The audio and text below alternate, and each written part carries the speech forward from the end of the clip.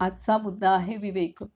ह्या प्रकरणामध्ये विवेक या प्रकरणामध्ये 108 मुद्दे आहेत. पण हे सर्व मुद्दे खूप छान आहेत, सहज आहेत.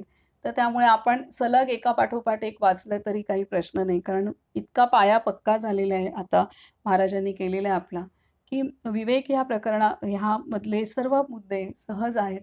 त्यावरती खूप काही चिंतन करायची काहीच आवश्यकता नाही. आणि तर असं आहे. आपण एक-एक वाचत जाऊ सलग रीतीने. जिथे महाराज थांबवतील तिथे आपल्याला ते सांगतीलच.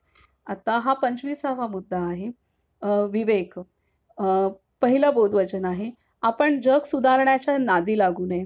त्या कामासाठी लोक जन्माला यावे लागतात. अगदी आपला मुलगाच जरी झाला, तरी त्याला योग्य ते सांगून पाहावे, पण मी त्याला सुधारीनच हा भ्रम नसावा. मोठमोठ्या सत्पुरुषांची म्हणजे ज्यांनी खरोखर जगाला सुधारले, त्यांची देखील मुले त्यांच्या उलट निघाली. या गोष्टी या गोष्टी व्हाव्या अशी विधिघटनाच असते. या गोष्टी व्हाव्या अशी विधिघटनाच असते. परंतु आपण आपल्या मुलांबद्दल जो आपलेपणा ठेवतो, तो आपलेपणा सत्पुरुष स्वतःच्या मुलांबद्दल ठेवत नाहीत. जशी जगांतली इतर माणसे तशीच आपली मुले आहेत. इतकी समदृष्टी त्यांच्या ठिकाणी असते. नाथांचा मुलगा त्यांच्या उलट गेला. मुलाने नाथांची नालस्ती केली यासारखी वाईट गोष्ट नाही.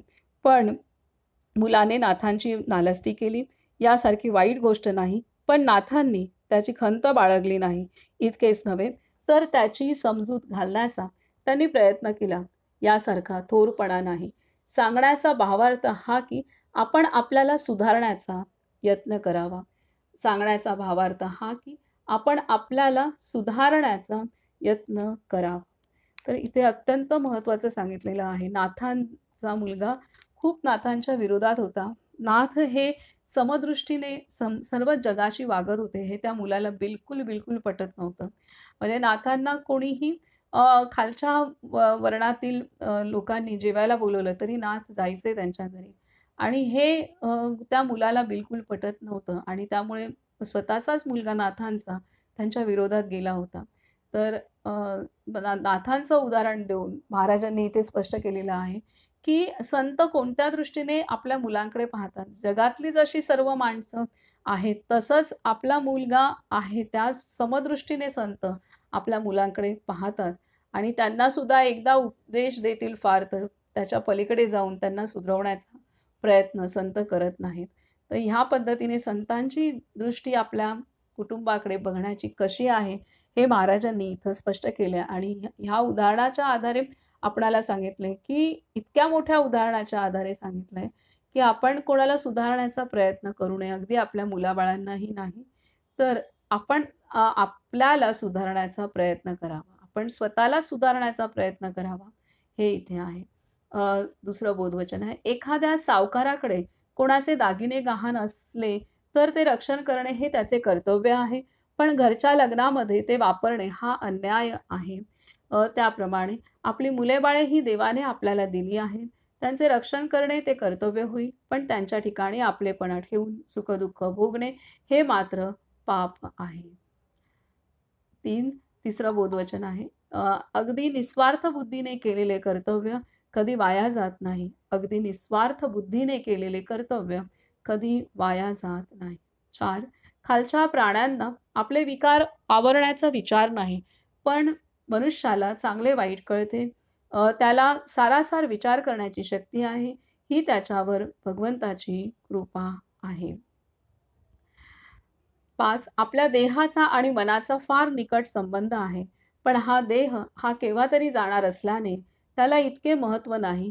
नुसता जाडजूड देह कामाचा नाही. आपले मन तयार झाले पाहिजे. काय सांगतायत, की मन तयार झालं का पाहिजे. देह कसाही असेल तरी चालेल. अगदी तो किरकोळ असेल तरी चालेल, दुर्बल असेलही चालेल. इथं आता बाबा मुक्तानंदांनी जे दिलेलं आहे देहाच्या बाबतीत ते आठवतंय ते वाक्य, की अगदी आजारी असेल तरी चालेल, निरोगीच असावं असं पण नाही, आजारी असेल तरी चालेल, परंतु मन मात्र तयार झालं पाहिजे. परंतु मन तयार झालं पाहिजे हे आहे. तर त्यामुळे देह कसाही असेल तरी चालेल, परंतु म्हणजे अ, देहाला देहाला सांभाळायचंच आहे, त्याचं सर्व करायचंच आहे. परंतु देह खूप धष्टपुष्ट आणि सुदृढ आहे, निरोगी काया आहे. का सगळं फिट अँड फाईन आहे, परंतु जर मनाची तयारी नसेल भगवंताच्या प्रती, तर ते काय करायचे त्या देहाला तरी, तशा देहाला. तर बाबा मुक्तानंदांनीही सांगितलंय त्याच पद्धतीने, की मन तयार झालं पाहिजे, हे महत्त्वाचं आहे. 6 गीतेमध्ये भगवान सांगतात, की मन हे मीच आहे. याचा अर्थ असा, की भगवंता वाचून मनाची तयारी होणार नाही. म्हणून आपण भगवंताला घट्ट धरावे आणि मग सावधानात राहावे. 7 जगाने आपल्यासारखे वागावे असे आपण का म्हणावे? कारण आपण स्वतः जगासारखे वागत नाही किंवा भगवंतासारखे वागत नाही. का आपण कोणाकडून अपेक्षा नाही ठेवू शकत. मलाही अनेकदा असं वाटतं, की जी संतांनी आपल्याकडून अपेक्षा ठेवली आहे तसं तर मी वागत नाहीये बिलकुल. तर मग जग जग काय वागतंय ह्याच्या अपेक्षा ठेवण्याचा अधिकारच नाही आपल्याकडे. तर भगवंत ज्या पद्धतीने सांगतोय त्या पद्धतीने जर मी वागत नाहीये, तर मग इतर एवढी मोठी हस्ती, की जिने संपूर्ण विश्व निर्माण केलेलं आहे. तिच्या म्हणण्याप्रमाणे जर मलाच वागता येत नसेल, तर मला इतरांचा लेखाजोखा करण्याचा काहीच अधिकार नाहीये. त्यांनी काय करावं, काय नाही करावं किंवा त्यांनी केलेलं बरोबर आहे की नाही केलेलं आहे. त्याच्यावरती आपण कुठलंही सर्टिफिकेट देण्याचा अधिकारच नाही. हे जाणवतं. अ, हे आहे. त्यामुळे कितीही काही झालं तरी आपण कोणाच्या प्रती काही बोलू शकत नाही, की असंच झालं पाहिजे होतं, तसंच झालं पाहिजे होतं किंवा हे केलं पाहिजे किंवा असं वागलं पाहिजे होतं. नाही. आपल्याला स्वतःलाच वागता येत नाहीये जसं जी आज्ञा आहे, गुरु आज्ञा त्याप्रमाणे. तर आपण इतरांकडून काय आपण त्यांच्या प्रती आपण भाव ठेवणार. 8 फार चिकित्सा करण्याने नुकसान होते. विद्येचे फळ काय? तर आपल्या मनाला जे बरे वाटेल त्याची चिकित्सा न करता ते करायचे आणि आपल्याला जे करायचे नाही त्याची चिकित्सा करीत बसायचे. चिकित्सा मर्यादेपर्यंतच असावी. ती मर्यादेबाहेर गेली की आपण काय बोलतो हे आपल्यालाच कळत नाही. एका पातळीपर्यंत चिकित्सा कुठल्याही गोष्टीची हवी आणि जितकं होईल तितकं आपल्याला एकदा समजलं ना, हां, हे असं आहे, तर त्याच्याविषयी जास्त शंका-कुशंका न घेता सरळ ते करू लागावं, हे इथे महाराजांनी सांगितलंय. खरं ज्ञान तेच आहे किंवा खरं आज्ञापालन तेच आहे. नाहीतर ते चिकित्सा करण्यातच वेळ निघून जातो सर्व, हे आहे. 9 आपल्यासारख्या आस्तिकाला देव हवा वाटतो. पण हवाच असे वाटत नाही. आपल्या प्रपंचाच्या मदतीसाठी देव हवा असे वाटते. प्रपंच असावा असे आपल्याला वाटते आणि भगवंत असला तर बरा असे वाटते. याच्या उलट भगवंत असावा आणि प्रपंच असला तर बरा असे वाटायला पाहिजे. आपल्या संतांना असंच वाटलं होतं. म्हणून त्यांनी या संसारात, या प्रपंचात राहून त्यांनी आत्मसाक्षात्कार, भगवत अनुभूती करून घेतली. भगवत स्वरूप झाले. हे आहे. कारण त्यांना संसार असायला होता, परंतु भगवंत हवाच होता. त्यामुळे त्यांनी भगवंतालाच संसार केला होता. अ, हे आहे. आणि आपण बाकी संसार आपला प्राधान्य आहे आणि भगवंत असला तर बरा, त्याच्यात असेल तर ठीक आहे बाबा. अशी भूमिका, दुय्यम प्राधान्य आपल्या सर्वांचंच भगवंताप्रती असतं आणि संतांचं पहिलं प्राधान्य हे भगवंताचं असतं. पुढे सांगते 10 गिरीकंदरांत जाऊन कोठे परमार्थ साधत असतो का? तसे असते तर तो माकडांनाही साधला असता. 11 भगवंताजवळ पोटापुरते मागायचा आपल्याला हक्क आहे, पण आपण लोभांत सापडता कामा नये. पोटापुरतं मागावं, त्याच्यापेक्षा जास्त मागितलं तर आपण लोभात सापडू, ही दक्षता महाराज सांगत आहेत. 12 आपण खऱ्या ब्राह्मणत्वाने राहिलो तर आपल्या उलट जाण्याची कोणाची छाती नाही. पण ब्राह्मणत्व म्हणजे काय?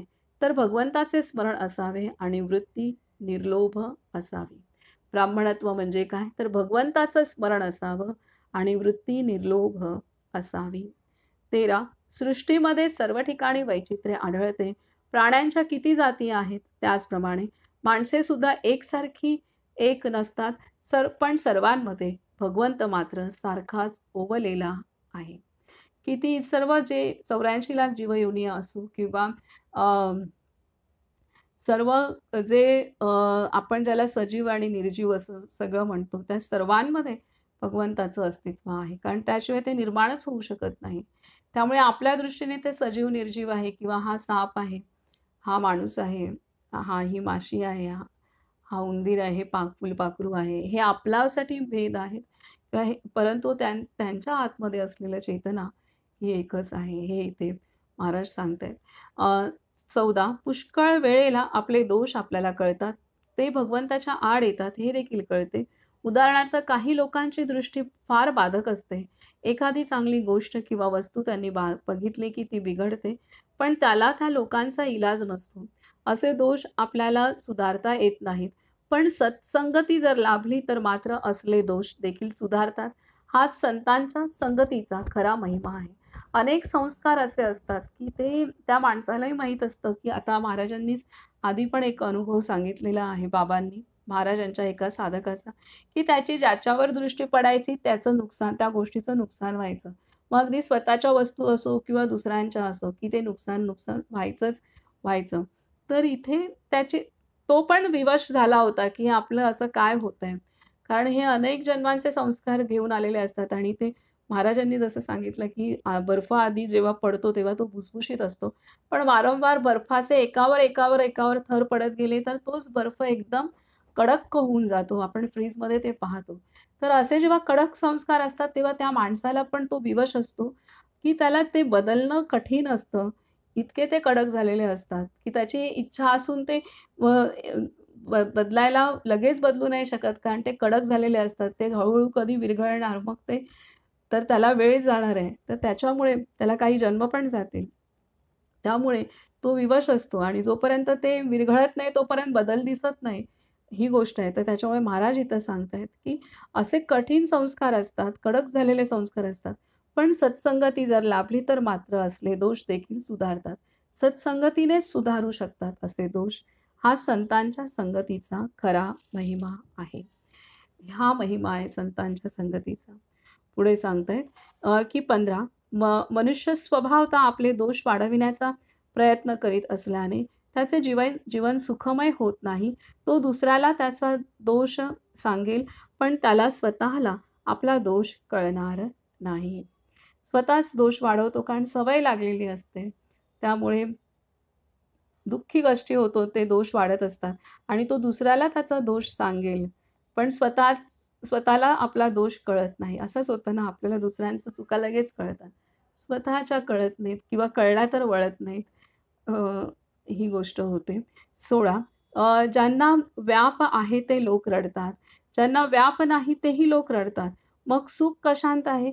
सुख हे समजुतीमध्ये आहे आणि भगवंताचे होणे हीच समजूत तेवढी खरी आहे.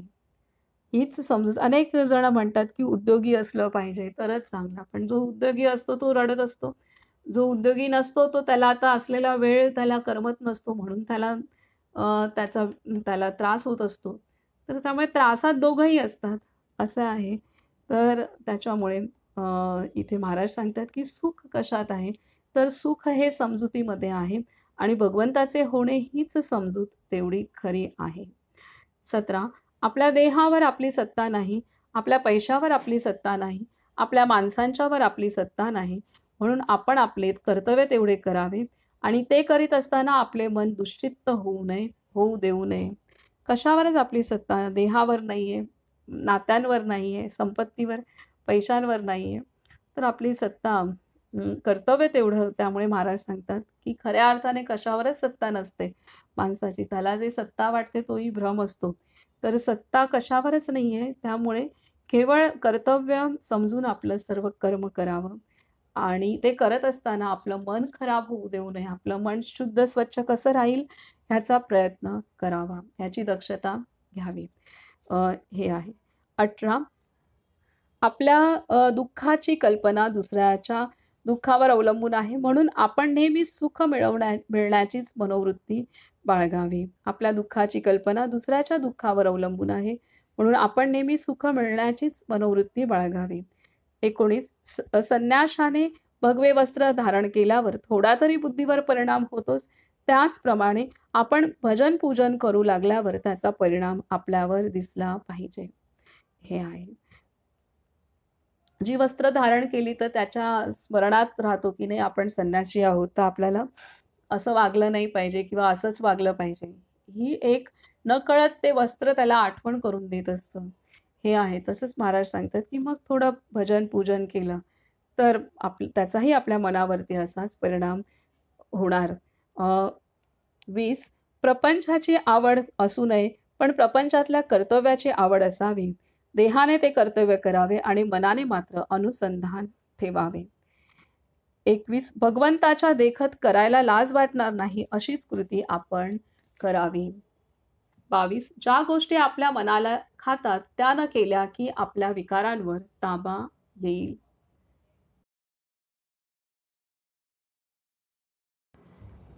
23 समजा एक मुलगा रोज तालमीत जातो आणि चांगले दूध तूप खातो, पण तो जर दिवसेंदिवस वाळू लागला आणि हडकुळा दिसू लागला, तर त्याला काहीतरी रोग आहे असे नक्की समजावे.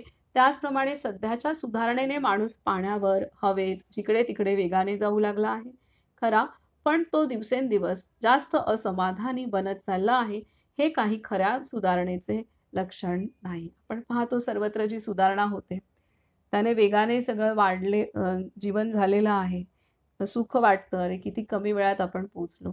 परंतु हे सर्व काही अ, खऱ्या सुधारणेचं लक्षण नाही, हे आज प्रत्येकजण जाणतोय.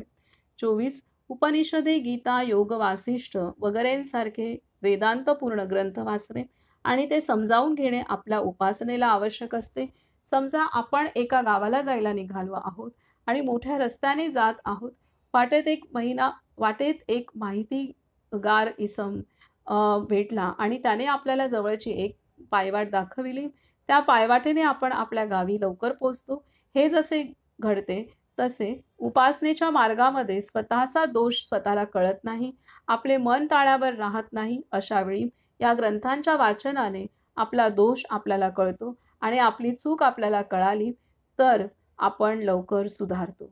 ग्रंथांचं वाचन आपल्या जीवनात काय भूमिका निभावतात हे आपणाला महाराज सांगत आहेत. 25 विद्या ही फार वेळा मनुष्याला भगवंतापासून दूर नेते. वारकरी पंथांतले अडाणी लोक विठ्ठल विठ्ठल म्हणता म्हणता भगवंताला ओळखतात, तसे शहाणे लोक ओळखीत नाहीत. भगवंत भावाचा भुकेला आहे, भक्तीचा भुकेला आहे.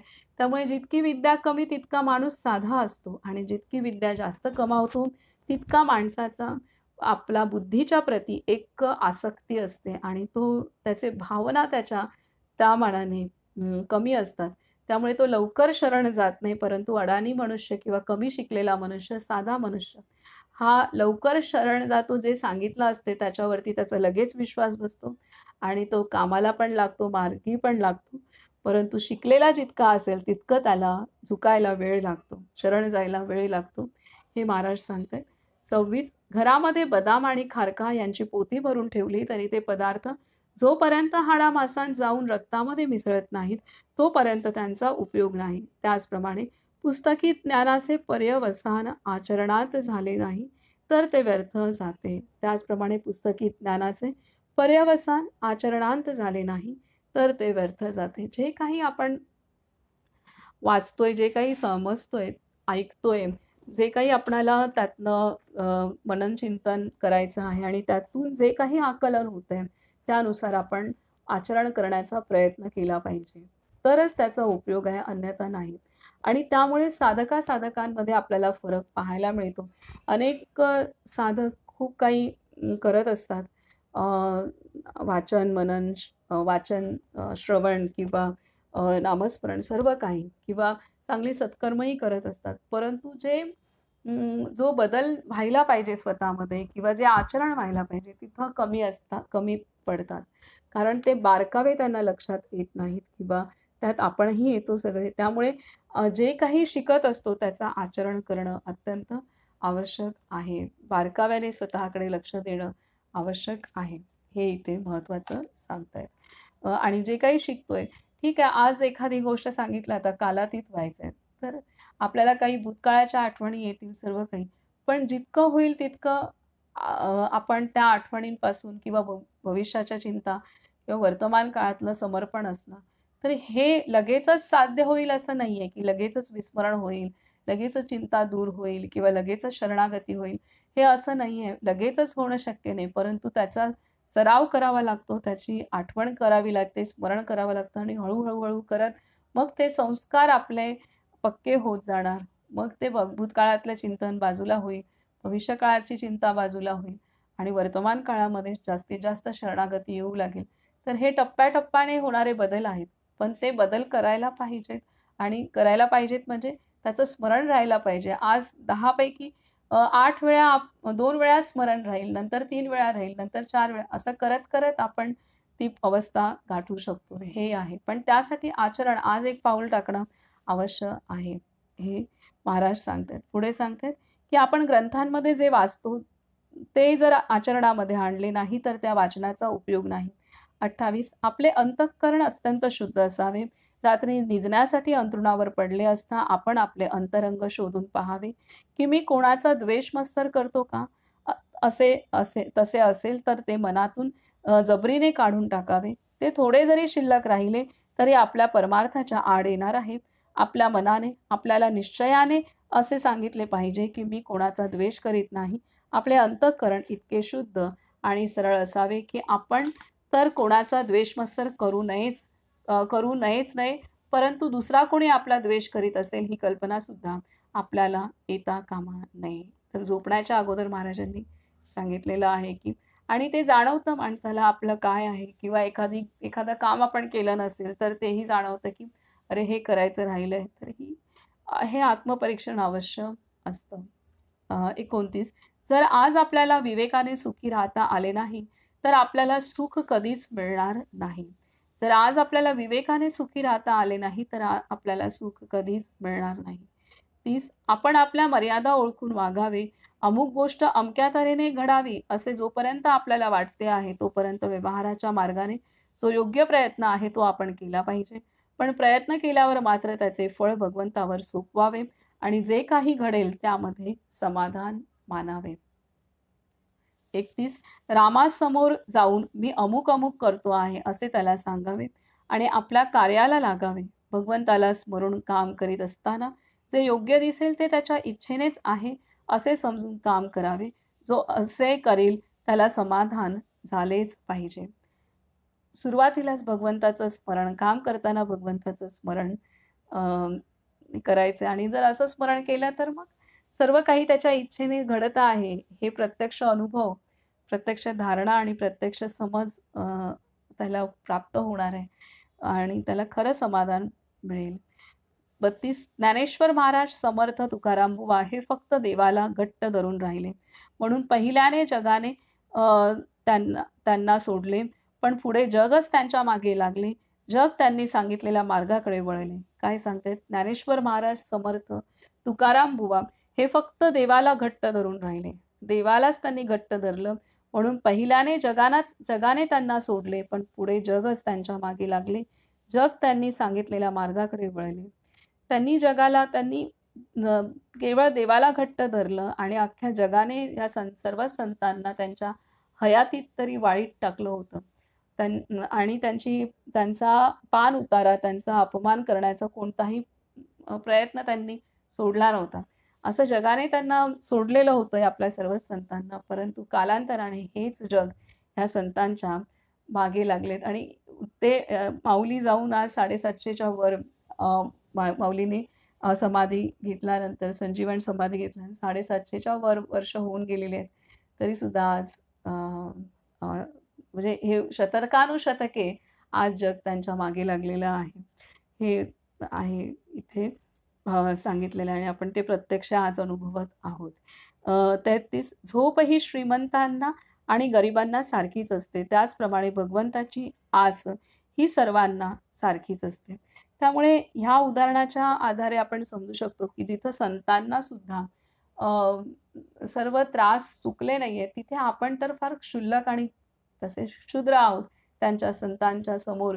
तर त्यामुळे आपल्याला जे काही कष्ट होत आहेत, तर त्याच्यामध्ये डगमगून न जाता आपण जो मार्ग किंवा जे आपलं जेवढं ज्या परीने आपल्याला आपल्या भगवंतावरती, सद्गुरूंवरती प्रेम करता येईल, त्या परीने आपण ते नक्कीच करायला पाहिजे.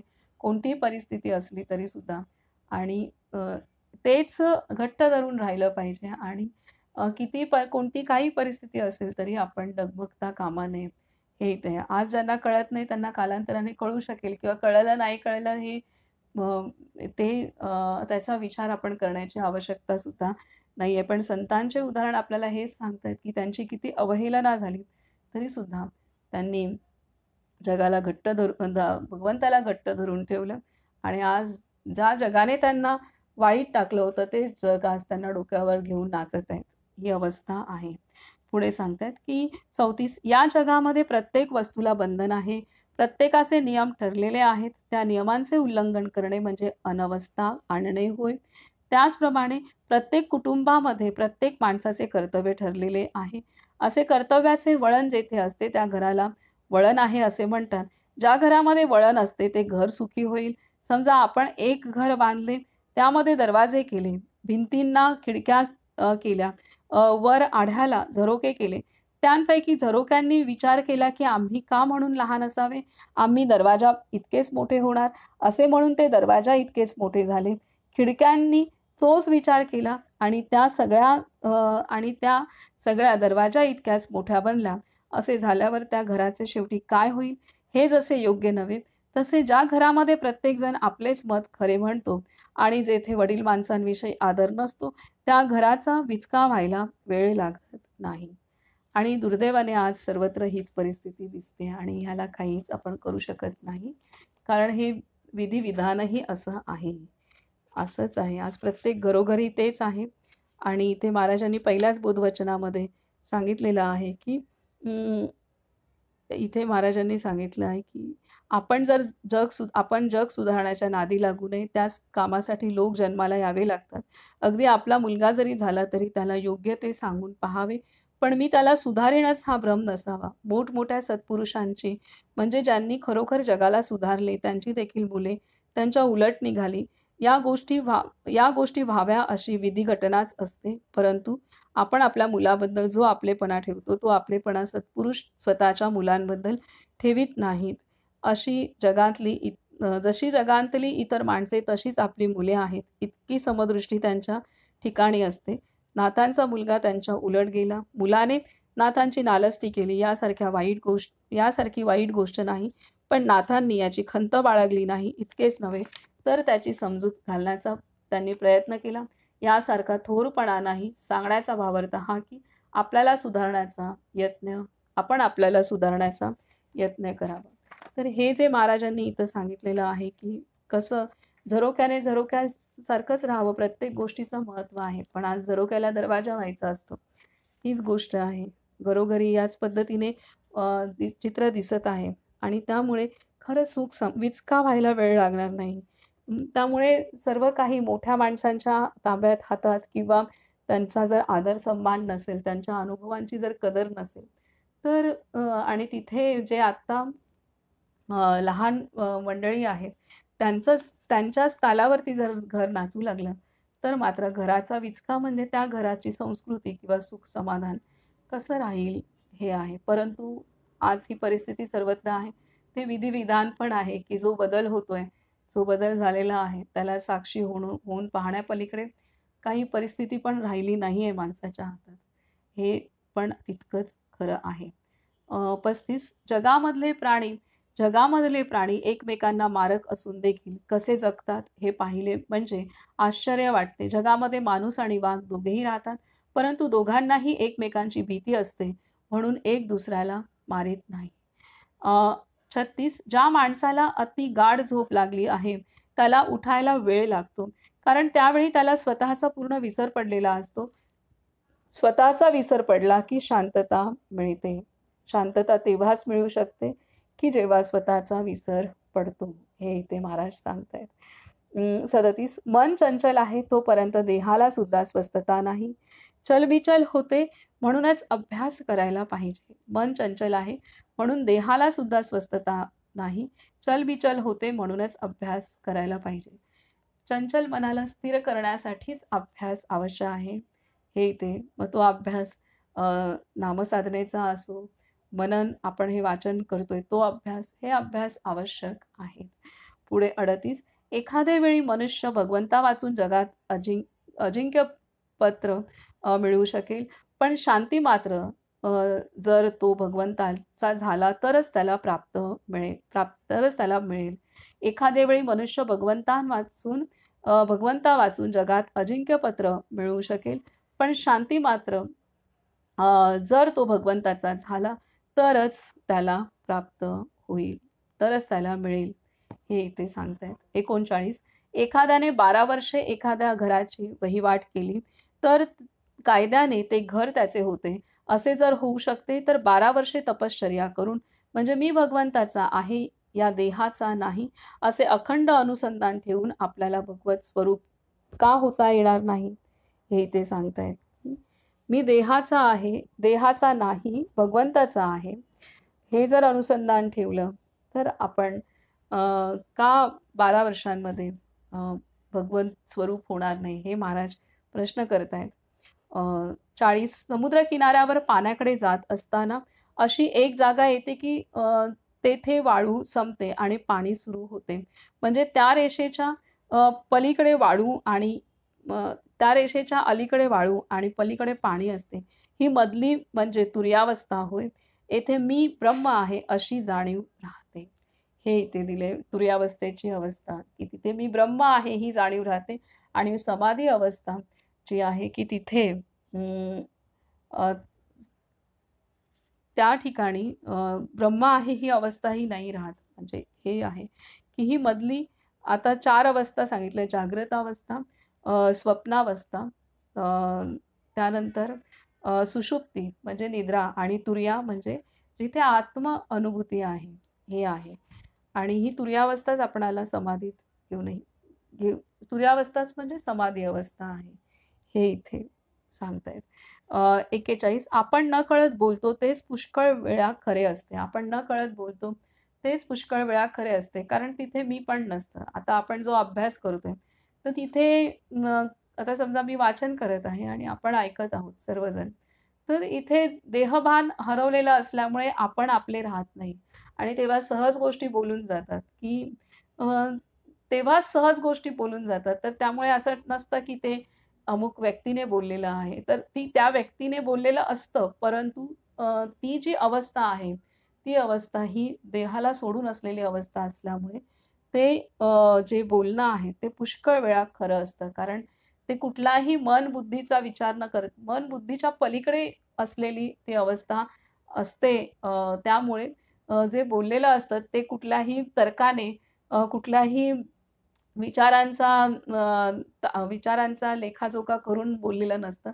तर ते सहज बोलणं असतं आणि ते सहज बोलणं तेव्हाच होऊ शकतं, की जेव्हा ती मनबुद्धीच्या पलीकडे असलेली सहजावस्था असते आणि ती अवस्था म्हणजेच ती आत्मस्थिती अवस्था आहे. तर त्यामुळे आणि अनेकदा असं पाहतो आपल्याकडे लहान मुलं असो किंवा मोठे असो किंवा जाता-येता एखादी व्यक्ती आपल्याला भेटते आणि सहज बोलणं असतं. तर ती तिथे निरासक्तता पण असते. काही ओळख-पाळख नसते. सहज प्रवासात भेटलेले असतात किंवा चालता-चालता एखादं कोण आणि सहज वाक्य त्या व्यक्तीच्या तोंडून निघतं आणि त्याने अख्खं आयुष्य किंवा ते वाक्य कायम लक्षात राहतं किंवा त्या वेळेमध्ये ते वाक्य आपल्याला खूप मदत करणारं असतं. आपल्याला त्या वाक्यातनं एक ऊर्जा, चैतन्य प्राप्त होणारं असतं. त्यामुळे ते कारण ते जीवनाचं सत्य त्या सहजतेतनं बाहेर आलेलं असतं. तर त्यामुळे इथे महाराज सांगतायत, की आपण नकळत बोलतो तेच पुष्कळ वेळा खरे असते.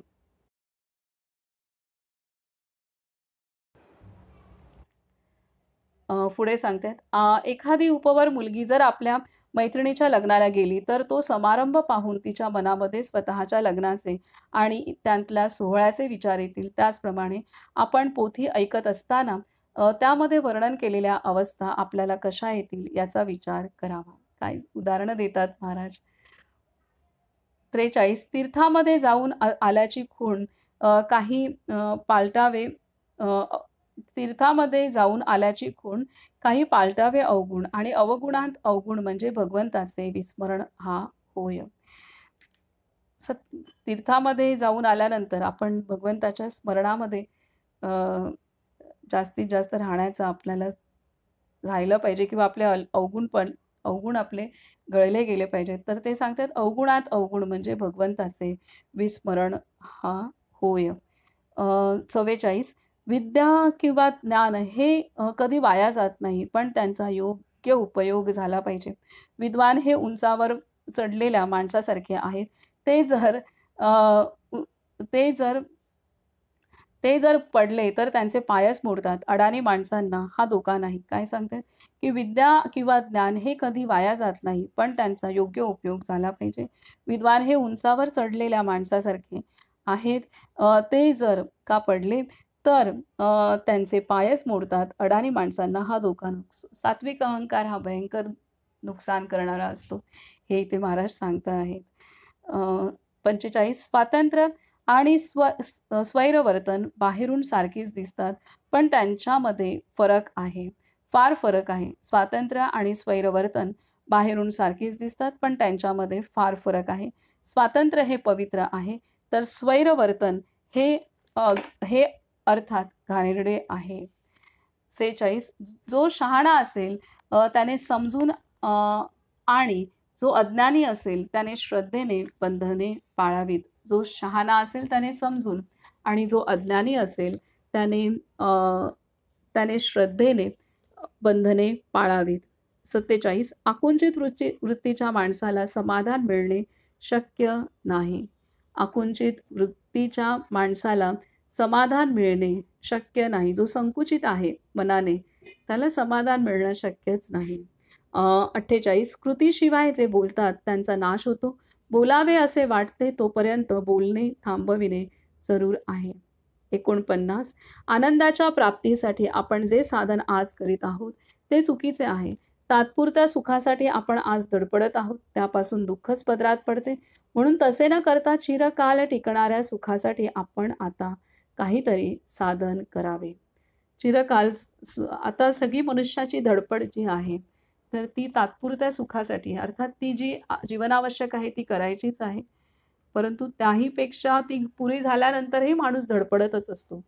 तर इथे महाराज सांगतायत की चिरकाल टिकणाऱ्या सुखासाठी आपण आता काहीतरी साधन करावे. 50 म्हाताऱ्या माणसांना मागचा अनुभव असतो, म्हणून त्यांनी विचाराने आपले ध्येय ठरवावे. म्हाताऱ्यांना कोणता अनुभव आलेला असतो?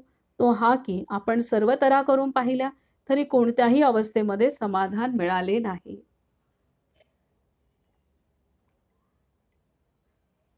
आपण सर्व तऱ्हा करून पाहिल्या तरी कोणत्याही अवस्थेत समाधान मिळालं नाही. हा अनुभव आपल्याला जीवनाने शिकवलेला असतो. वय जसं वाढतं तसा हा अनुभव पक्का झालेला असतो, हे महाराज सांगतायत. 51 16 ते 25 वर्षांपर्यंतची वयाचा 16 ते 25 वर्षांपर्यंतचा वयाचा काल हा असा असतो की मनुष्याची बुद्धी वाढीला लागलेली असते. ती वाढ योग्य मार्गाने व्हायला बंधनांची अत्यंत आवश्यकता असते. बंधनात उत्तम बंधन म्हणजे आई-बाप सांगतील त्याप्रमाणे वागणे हे होय. कारण आपले हित व्हावे या पलीकडे त्यांचा दुसरा हेतू नसतो.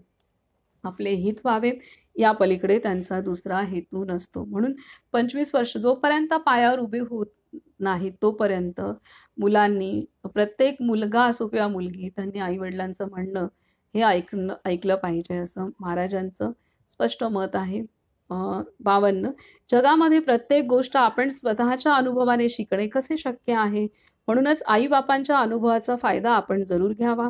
आपले आईबाप एखादे वेळी चुकणार नाहीत असे नाही, कारण चूक करणे हा मनुष्याचा धर्मच आहे, परंतु आपल्याविषयी जी त्यांची हितबुद्धी असते तिच्यामुळे त्यांची चूक आपले कायमचे नुकसान करणार नाही.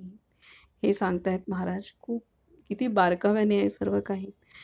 53 परिस्थिती वाईट आली म्हणून रडू नका आणि ती बाधत नाही, कारण ती बाधत नाहीच. कोणत्याही कालात कशाही परिस्थितीत आपल्याला आनंदरूप बनता येईल. परिस्थिती वाईट आली म्हणून रडू नका, कारण ती बाधत नाहीच. कोणत्याही कालात कशाही परिस्थितीत आपल्याला आनंदरूप बनता येईल.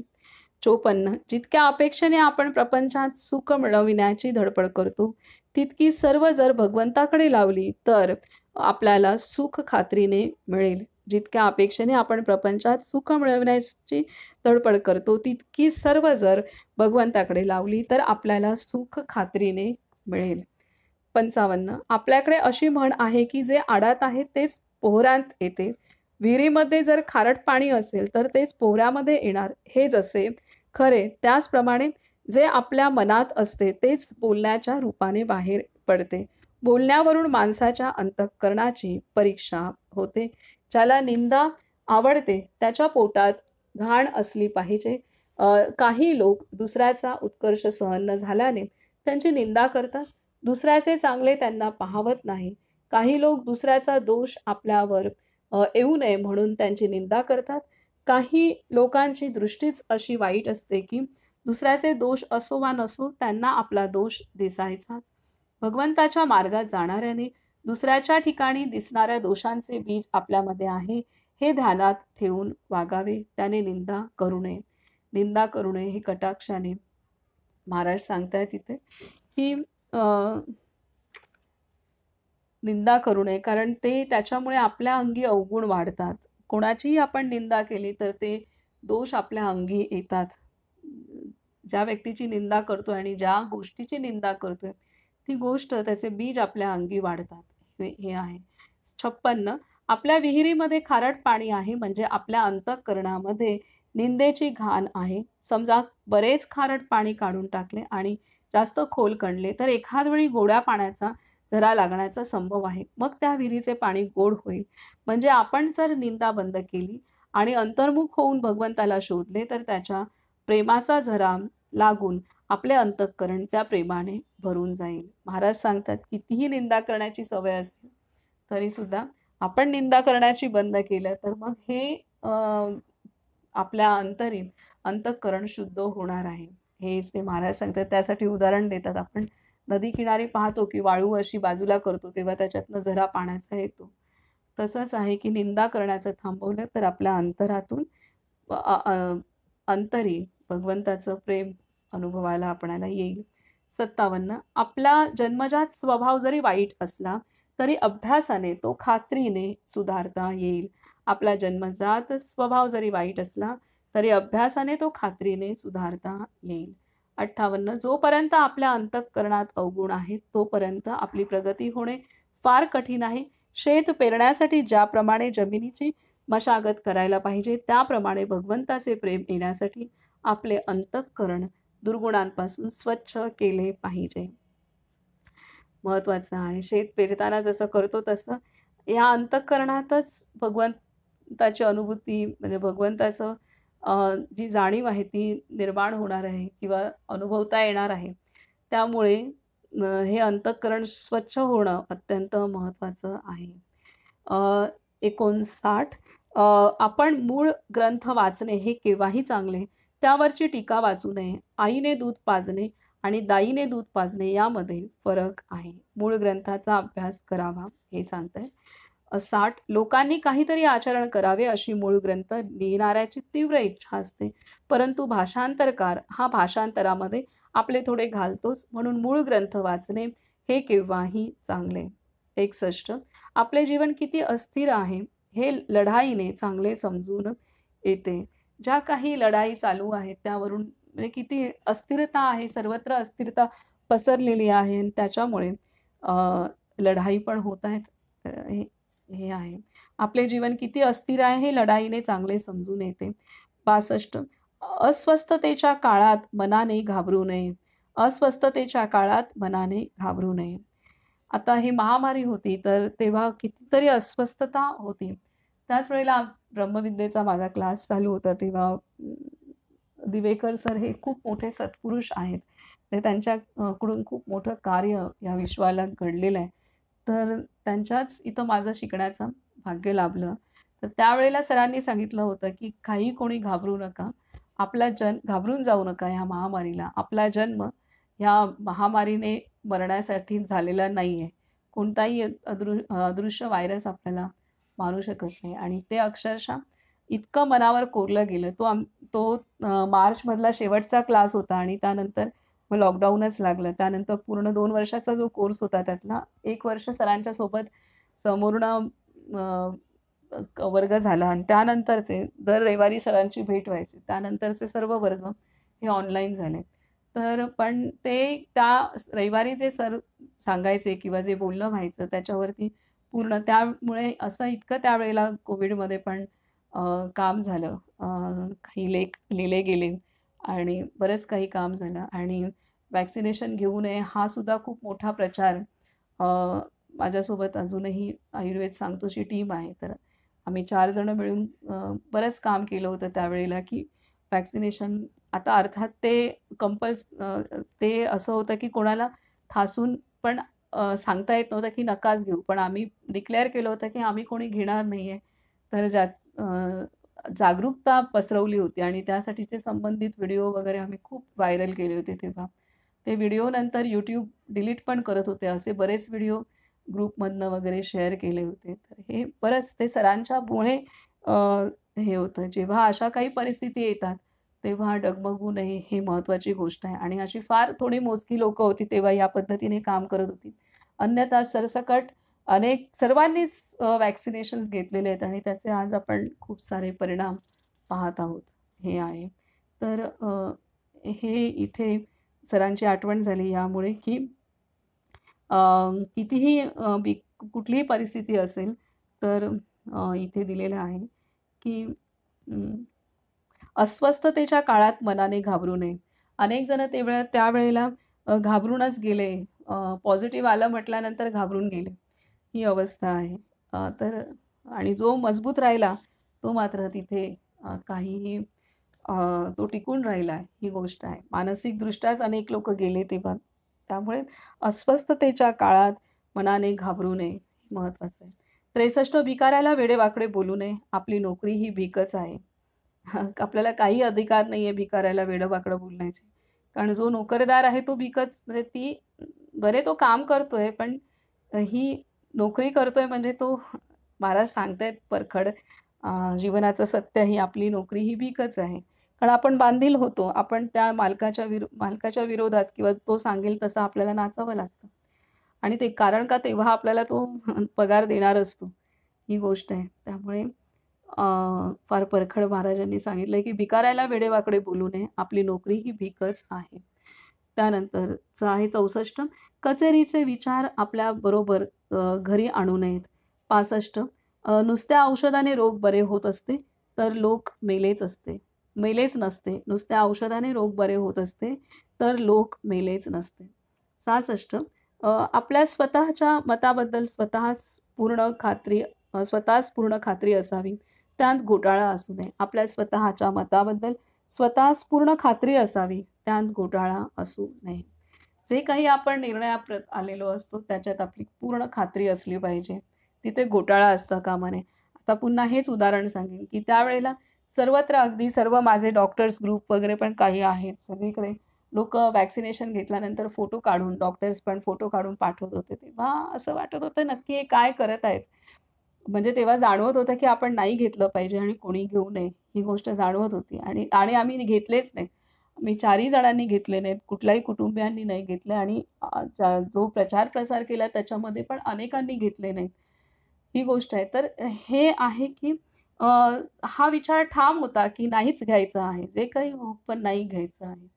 हे त्यावेळेला त्या परिस्थितीत झालेला निर्णय होता आणि त्याच्यावरनं काही डगमगलो नाही आणि ते आज परिणाम बघत आहे. म्हणजे हे महत्वाचं आहे, की आता ही एक स्थूल गोष्ट सांगत आहे, पण ती स्थूल नाहीये, ती तितकीच सूक्ष्म पण आहे.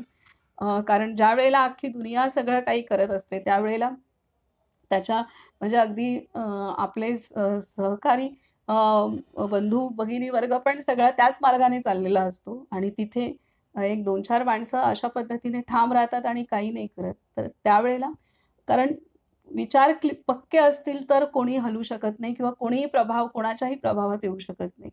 ही गोष्ट आहे. कितीही काही सगळे जरी घेत असतील तरी काही करत असतील तरी त्याच्या मागे जात नाहीत. तर इतके पक्के विचार असणं आवश्यक आहे. त्याच्यात घोटाळा असता कामा नये हे इथे सांगतायत.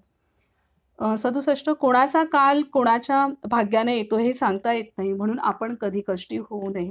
कोणाचा काल कोणाच्या भाग्याने येतो हे सांगता येत नाही म्हणून आपण कधी कष्टी होऊ नये. एकच काळ नेहमी राहत नाही, ही गोष्ट आहे. त्यामुळे काळ हा बदलत असतो. आज प्रतिकूल काळ असेल तर अनुकूल पण येत असतो, हे आहे. त्यामुळे कष्टी होऊ नये. त्यामुळे कधी गोष्टी होऊ नये, हे इथे सांगितलं आहे. पूर्ण करून 31 तर असे खूप महाराजांनी प्रचंड बारकाव्याने सांगितलेलं आहे. त्याला तोडच नाहीये आणि बाबांनी इतकं काम बारकाव्याने केलेलं आहे. काय-काय म्हणजे कल्पनेच्या पलीकडे आहेत. ज्ञानेश्वरी किंवा दासबोध किंवा एकनाथी भागवत. आता एकनाथी भागवत तुम्ही कधीच अभ्यास नाही केले. दासबोध ज्ञानेश्वरीचा झालेला आहे. अ, परंतु तुकारामांची गाथा हे ज्या तोडीचे आहेत, त्याच तोडीचं महाराजांचं चरित्र हे बाबांनी लिहिलेलं आहे. हेच जाणवते. 4 महिने जो ज्ञानेश्वरीचा अभ्यास झाला, त्याच प्रकारे महाराजांचं चरित्र वाचल्यापासून ते आत्तापर्यंत तसंच जाणवतंय, की त्यापेक्षा कमी नाहीये. त्याच तोडीचं बाबांनी महाराजांचं चरित्र लेखनाचं कार्य केलेलं आहे. किती मोठं कार्य झालंय, केवढं मोठं कार्य. म्हणजे एवढा एखादा साधक एवढं असं चरित्र, की जे म्हणजे महाराजच आहेत तसे म्हणा, परंतु त्याची आखणी ज्या पद्धतीने केलेली आहे, की लहानपणापासून पूर्ण निर्याणानंतरच्या पण घटना सगळ्या, त्यानंतर महाराजांच्या शिकवणी आणि त्या शिकवणींमध्ये असे एक विभाग केलेले आहेत प्रत्येक गोष्टीनुसार. आता त्यानंतर पण पुढे काही आता आज आपण 25वा मुद्दा वाचतोय. असे 30 अजून 5 मुद्दे झाले की 30 हे प्रकरण पूर्ण होतंय. पण हे वाचत असताना सुद्धा अगदी कुठेच म्हणजे कधी तो वेळ होतोय, कधी काहीही कळत नाहीये. इथे तर रेकॉर्डिंगमध्ये तर 2-3 वेळा असं पुढे गेलेलं आहे. म्हणजे हे बोधवचनं वाचणं तर खरं तर ते असं काय आहे त्याच्यामध्ये किंवा रटाळवाणं पण वाटलं असतं.